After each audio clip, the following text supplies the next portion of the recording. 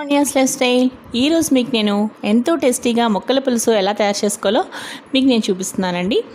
ముక్కల పులుసుకి మనకి ముఖ్యంగా చాలా సాంప్రదాయమైన పద్ధతిలో మీకు 11 రకాల కూరగాయలతోటి మనం ముఖ్యంగా పోలాల అమావాస్య రోజు అమ్మవారికి నైవేద్యంగా మనం ఈ కలగాయ పులుసు అని కూడా అంటూ ఉంటారు. కొంతమంది సత్తరం పులుసు అంటారు. ఈ విధంగా 11 రకాలు కానీ 9 రకాల కూరలు కానీ కలిపి ఈ ముక్కల పులుసు చేస్తూ ఉంటారండి. ఇంత మంచి రెసిపీ మీరు మిస్ కాకుండా చూడండి. చూసారు కదండి, ఇక్కడ ఈ విధంగా నేను 11 రకాల కూరగాయలని కట్ చేసుకుని పెట్టుకున్నానండి. అలాగే నెక్స్ట్ కరివేపాకు, అలాగే కొత్తిమీర, అలాగే గ్రీన్ చిల్లీస్, కారానికి సరిపడా గ్రీన్ చిల్లీస్. ఇక్కడ మనం వెల్లుల్లి ఉల్లిపాయ మాత్రం వాడమండి, ఎందుకంటే మనం నైవేద్యంగా చేసుకుంటున్నాం కాబట్టి. మామూలు అప్పుడు మనం చేసుకున్నాం అనుకోండి, చాలా చక్కగా మీరు వేసుకోవచ్చు, వెల్లుల్లిపాయ వేసుకోవచ్చు, ఉల్లిపాయ వేసుకోవచ్చు. నేను నైవేద్యం రెసిపీ కాబట్టి నేను ఇక్కడ ఉల్లిపాయ వెల్లుల్లిపాయ మాత్రం మనం వాడమన్నమాట. అలాగే కొత్తిమీర కూడా ఫైన్ చాప్ చేసుకున్నానండి. చూసారు కదా, టమాటో ముక్కలు, గ్రీన్ చిల్లీస్ అన్నీ కూడా కట్ చేసుకుని ఒక ప్లేట్లో పెట్టుకున్నాను. ఇప్పుడు నెక్స్ట్ చింతపండుని ఈ విధంగా నానబెట్టుకుని పెట్టుకున్నానండి వాటర్ పోసి. దాని తర్వాత మనం తీసుకున్న వెజిటేబుల్స్ అన్నిటినీ కూడా ఈ విధంగా పసుపు ఉప్పు వేసుకుని తగినంత వాటర్ పోసుకుని ఇప్పుడు మనం కుక్కర్ పెడతామన్నమాట. అలాగే చింతపండు కూడా ఈ విధంగా పులుసు తీసి పక్కన పెట్టుకున్నానండి.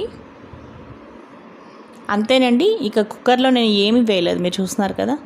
జస్ట్ వెజిటేబుల్స్ వేసాను, అలాగే కొంచెం హల్దీ పౌడర్, కొంచెం సాల్ట్ వేసి విజిల్ పెట్టేశాను. నెక్స్ట్ ఇంకో ప్యాన్లో పోపు కోసం ఈ విధంగా నేను నెయ్యి వేసుకున్నానండి. కొంచెం జీలకర్ర, ఎండుమిరపకాయలు వేసి పోపు పెట్టుకున్నాను. అలాగే కుక్కర్ కూడా విజిల్ వచ్చేసిందండి. చూద్దామండి, మనకి పులుసు చాలా బాగా రెడీ అయిపోయిందండి. మీరు మామూలు అప్పుడు కూడా చేసుకోవచ్చు అనమాట. ఇప్పుడు నేను నైవేద్యంగా చెప్తున్నాను కదా, ఇది రైస్లో కూడా చాలా బాగుంటుందండి. మీరు తప్పకుండా ట్రై చేయండి. అలాగే పోపు మొత్తం వేసేసుకుంటాం. అలాగే నేను ఇక్కడ పంచదార వేసుకుంటున్నానండి, మీరు కావాలంటే బెల్లం కూడా వేసుకోవచ్చు. ఇప్పుడు మనం చింతపండు పులుసుని కూడా వేస్తాం కదా, పోపు కూడా వేసేసాము. శుభ్రంగా కలుపుకున్న తర్వాత ఇప్పుడు మనకి పులుసు చిక్కదనం కోసం ఇక్కడ శనగపిండి అయినా వేసుకోవచ్చు. కొంచెం శనగపిండిని కానీ, బియ్యపిండి కానీ, లేదంటే కార్న్ఫ్లోర్ని కానీ ఒక 2 టేబుల్ స్పూన్ వాటర్లో కొంచెం మిక్స్ చేసి దాన్ని కొంచెం మనం అలా వేసుకుంటే, సిమ్లో పెట్టుకుని కొంచెం అలా కలుపుకుంటే పిండి ఇందులో పులుసు చిక్కగా ఉంటుంది. మరీ నీళ్ళలా కాకుండా, మరీ గట్టిగా కాకుండా లైట్గా వేయండి. సో నేను కూడా ఈ విధంగా పొడి కొంచెం కలుపుకున్నానండి. నేను అయిపోయింది ఫ్రెండ్స్, చూసారు కదా, చక్కగా ఉడికిపోతుంది అనమాట. ఇది చాలా బాగుంటుందండి ముక్కల పులుసు. ముఖ్యంగా పోలాల అమావాస్య రోజు అమ్మవారికి నైవేద్యంగా ఈ కలగాయ పులుసు అని పేరు చెప్తూ నైవేద్యం పెడుతూ ఉంటారనమాట. మీరు మామూలు అప్పుడు కూడా చేసుకోవచ్చు అండి.